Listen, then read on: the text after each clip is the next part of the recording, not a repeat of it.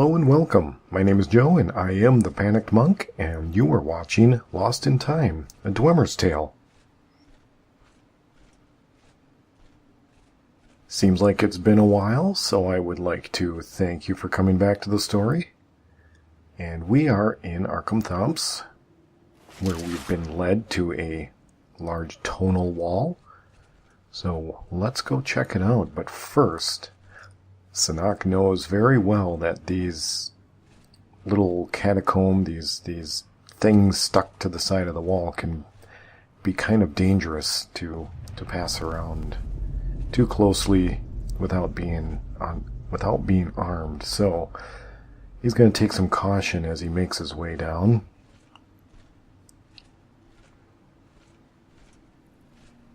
Now he knows that the city is pretty much a loss. There's nothing here.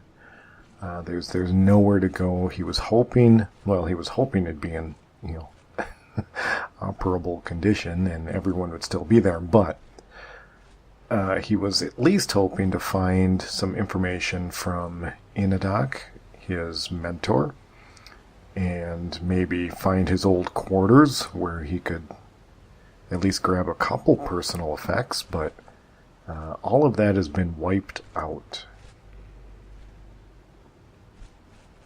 So, the next best thing is to get through this place and out,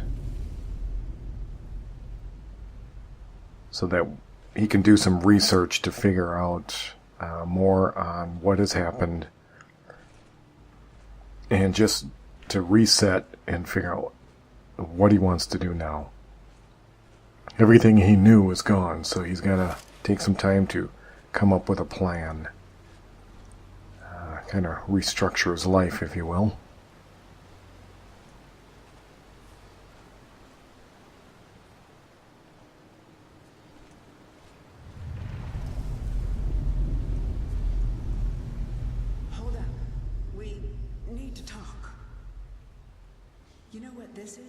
It's a lock, a tonal lock, simple and very, very deadly. See the resonators up there? Strike them in the right order, and a door should open. Get it wrong and, well, you've seen what happened when I tried it. What, the earthquake? Yeah, I thought I was prepared for anything. How can you prepare for a damned earthquake? And that was just one trap. Look around. Who knows what else this thing is capable of?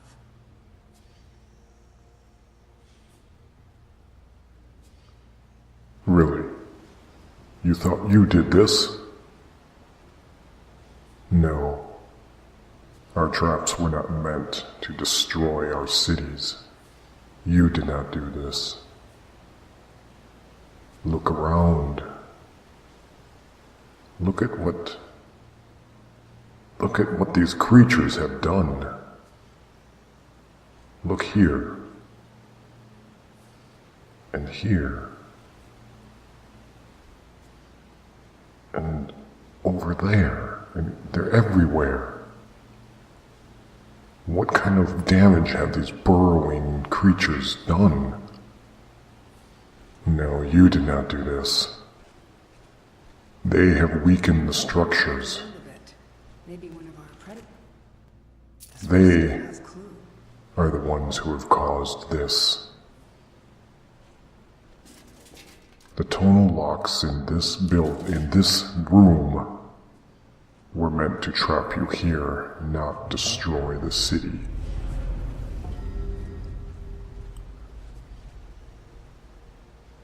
We got lucky.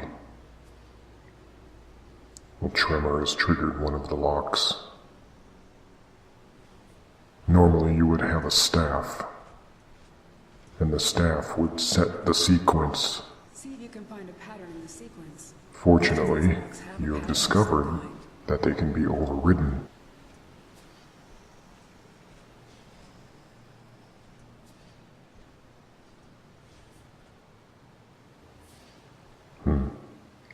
Wrong place, wrong time.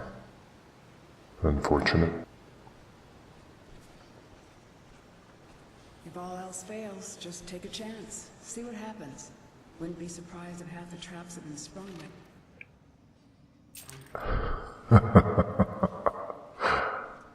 Half the traps. You can't be serious. Come here. Follow me.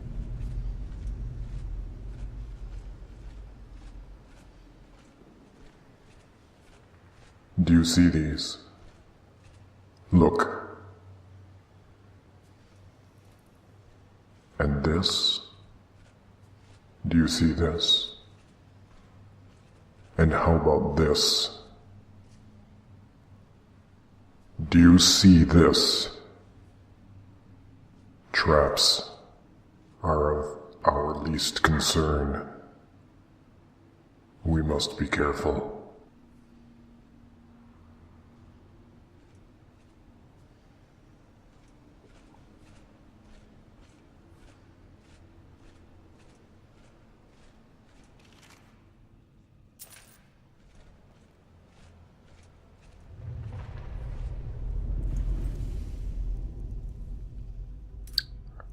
What do we have here?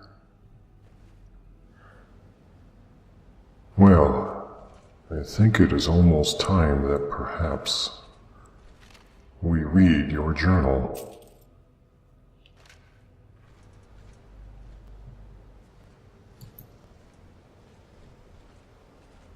To see what you have found out.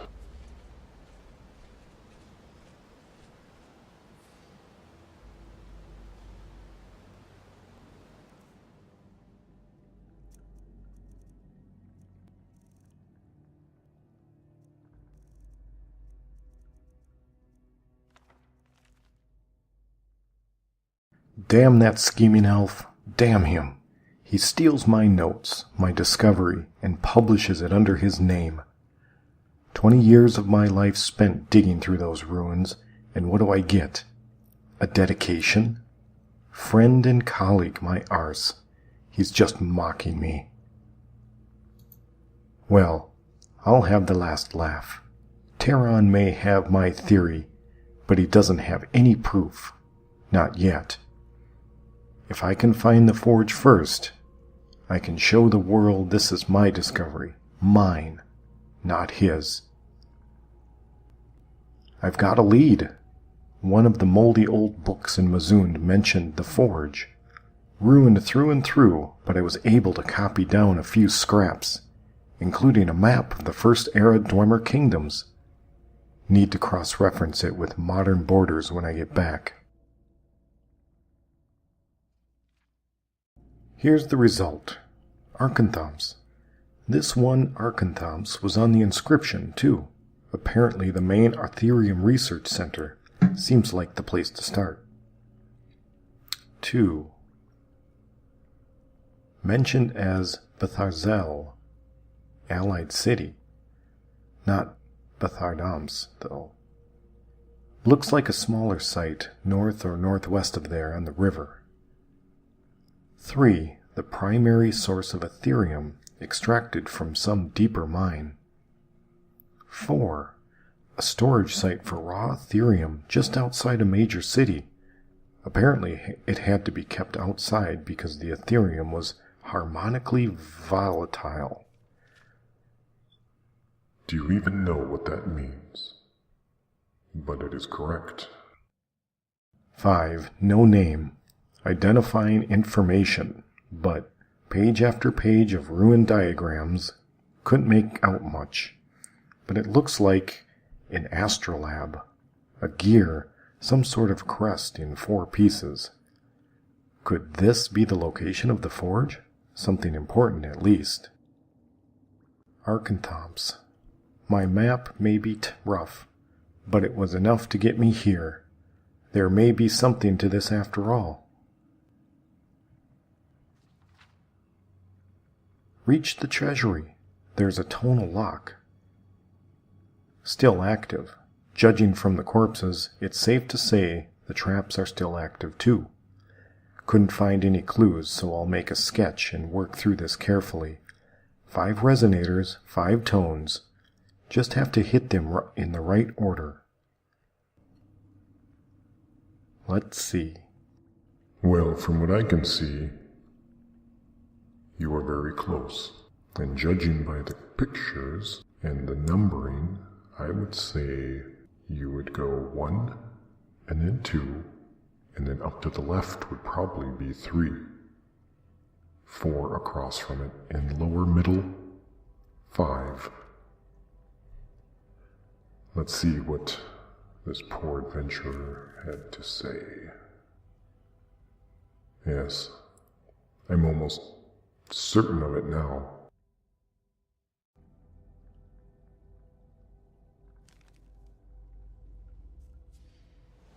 Well, okay.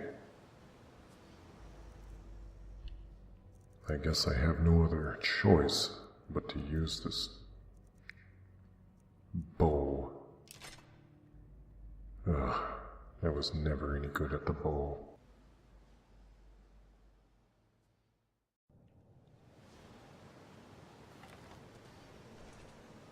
Alright. Let's try here. We know 2.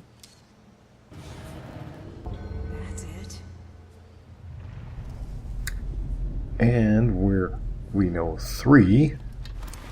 Thanks to our poor adventuring soul. Keep going. And according to logic, we would have 4 up here, going from left to right. Almost. It's nice to know that Szenac can hit the broadside of a barn at least.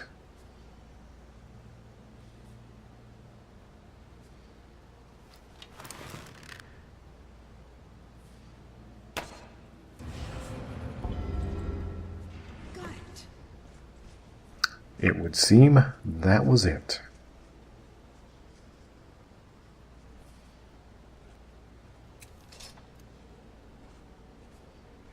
Re-equip the sword since the bow is not our deal. So this is it.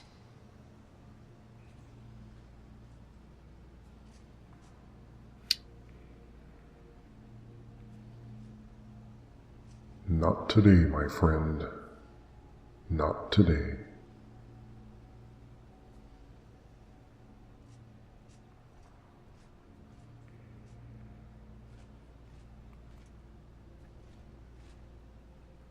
All things considered, that was actually not too bad. I'm fairly impressed with Szenac's ability to hit the tonal locks. Really, with only 1 shot each. Let's see what's in here and what the hullabaloo is all about. Oh. Looks like another aetherium shard. So, it is real.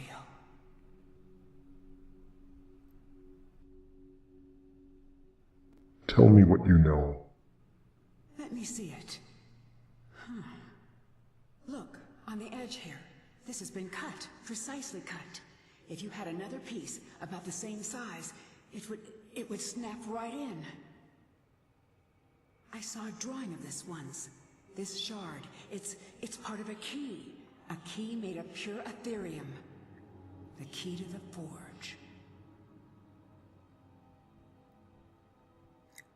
We have to find the That other would pieces, make sense then. There should be, 3 more. Why they One hid for each of the 4 and cities protected that it work so on the well. forge. I had a map in my journal. That's where we should start.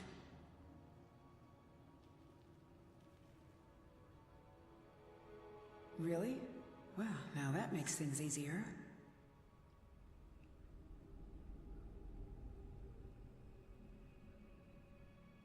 Now what? We still have to find the forge itself. I had a lead on that too. There's so much to do. I'm going to head out and start tracking things down. We'll meet again. I'm sure of it. For the first time in a long while, I think we may actually be able to do this. And I owe it all to you. Thank you.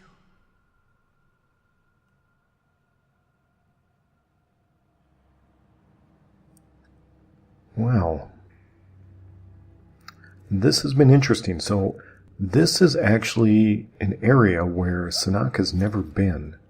This is the first time he's been in this chamber, has seen this room, and now that he understands what was kept in here, it makes perfect sense that they would have protected this key with, such great cause.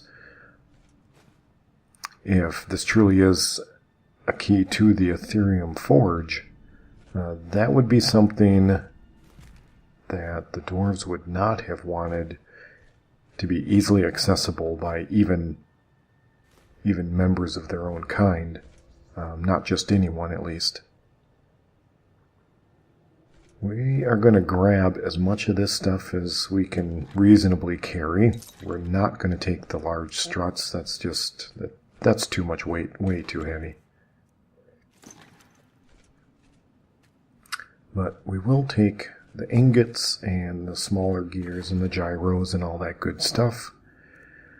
And I don't know, let's see. I don't know about that one. We may be able to learn something from the different enchanted items. Take the picks and the spell tome. And I guess the bow. This one doesn't seem... we can't carry everything. We just can't carry that much. So that will have to stay.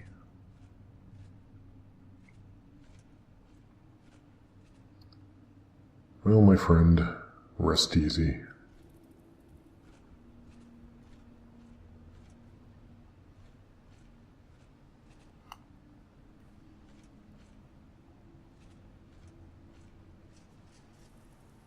And now it is time to get out of this place.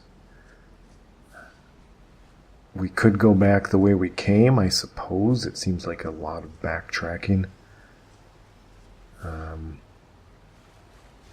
But before we do, we're going to look around just a little bit to make sure there is nothing that will let us out that way. So we'll definitely have to keep these things in mind. They seem to be totems or symbols of the Falmer, as we've come to understand them to be. Let's approach carefully. We never know what's going to be around each corner. Alright, doesn't look like anything.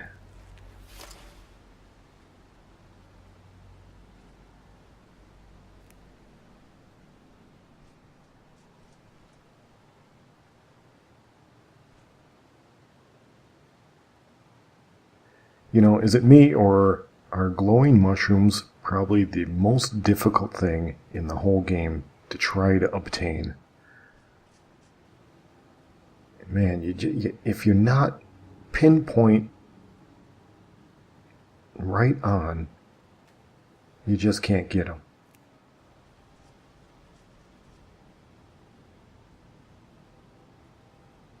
And the only reason Szenac is gathering these things up is because he does know that they are good for crafting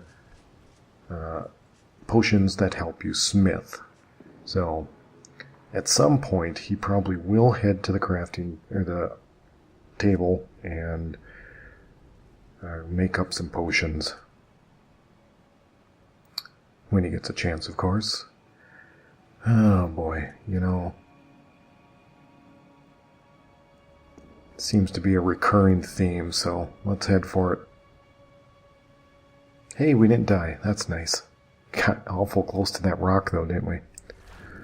Well, there's one of these things. It's got some coins. We'll take them.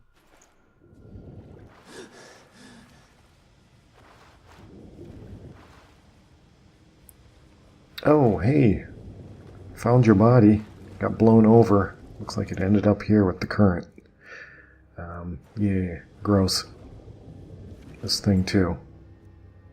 Alright, let's get out of this nasty dead body water. Coming. Swim, swim.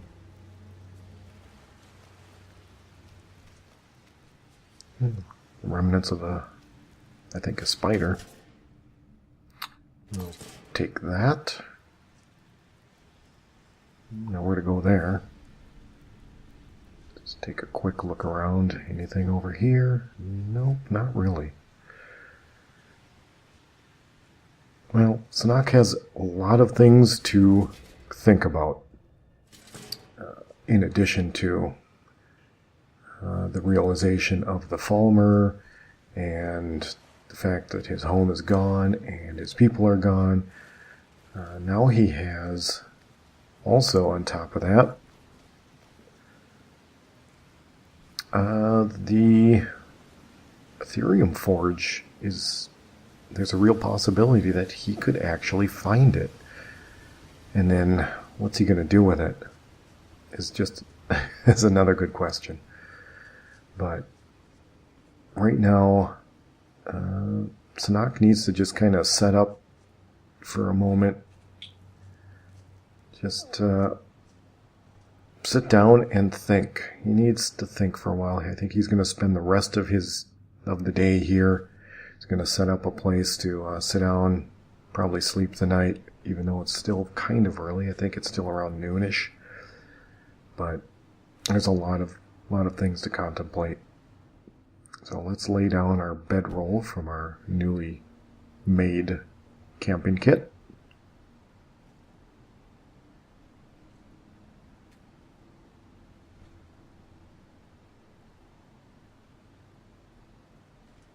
And that brings us to the end of this episode. I would like to thank you once again for joining me, and until next time.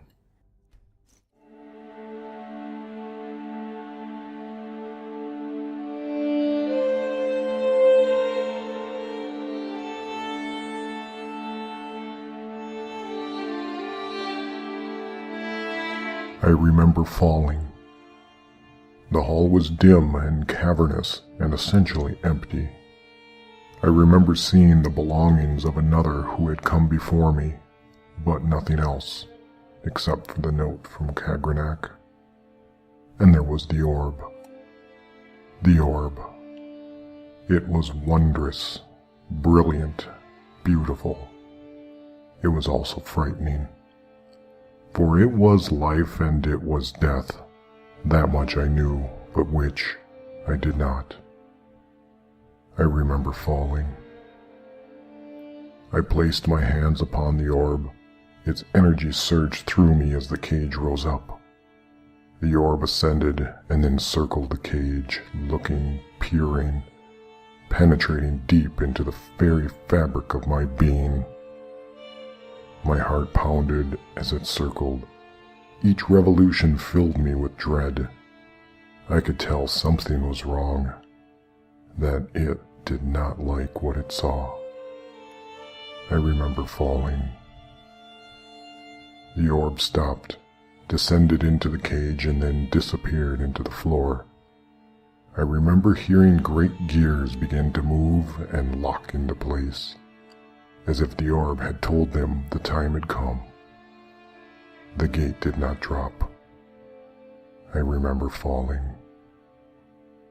Then, as if a stop had been removed, the entire floor of the cage swung open like a giant valve. But this valve did not control steam. This valve did not regulate oil or sound. This valve dampened life. I remember falling. A great well opened beneath me and beckoned me to let go as I scrambled for anything to hold on to. But in the end, I had no choice but to comply. So I let go. I remember falling. I stood there motionless, afraid to breathe, afraid to move, suspended. I remember bluish lights from sources unseen illuminating the rock. Blinking, I tried to focus, but I could not, for the rock was moving too fast. It sped past me, and I closed my eyes. I remember falling.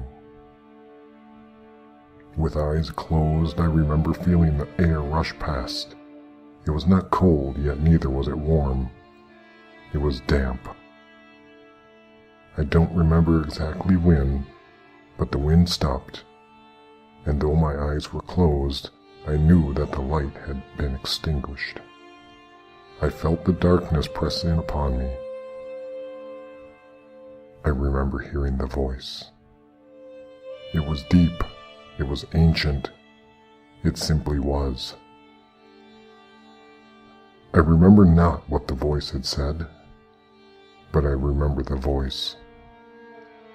And then silence took me, and now I remember nothing.